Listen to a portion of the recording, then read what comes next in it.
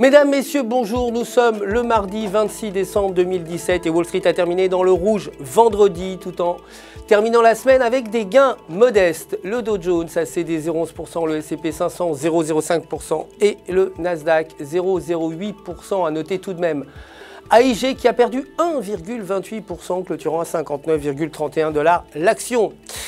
Le dollar américain a légèrement augmenté par rapport aux autres devises majeures vendredi après la publication de rapports économiques mixtes américains.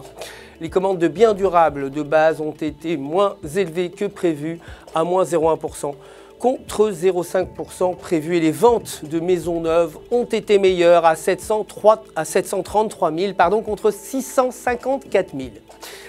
Aujourd'hui, l'indice de l'activité manufacturière Richmond est prévu à 22 contre 30 auparavant.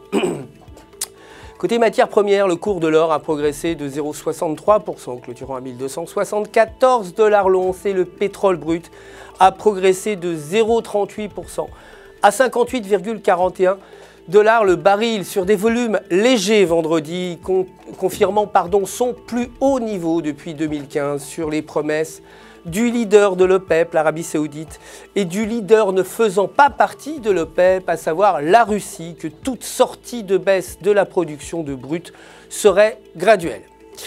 Côté devise, l'euro s'est apprécié de 0,10% face au dollar, clôturant à 1,1864 $, et sur le graphique horaire, la paire évolue au-dessus de la moyenne mobile à 20 jours avec l'indicateur RSI supérieur à 50. Se maintenir au-dessus de ces niveaux pourrait conduire à une hausse vers 1,1900, tandis qu'un repli en dessous de la moyenne mobile à 20 jours entraînerait une inversion vers 1,1800. Enfin, la livre sterling s'est repliée de 0,11% par rapport au dollar, clôturant à 1,3363 après que le compte courant soit ressorti moins bon que prévu à moins 22 milliards contre moins 21,5. Et sur le graphique de 2 heures, la paire évolue au-dessus de la bande médiane des bandes de Bollinger. Un dépassement de la bande médiane pourrait provoquer une hausse vers 1,3450. Cependant, ne pas réussir à la dépasser provoquerait une baisse vers 1,3250. Aucune donnée économique n'est attendue aujourd'hui car les banques britanniques seront fermées pour le Boxing Day.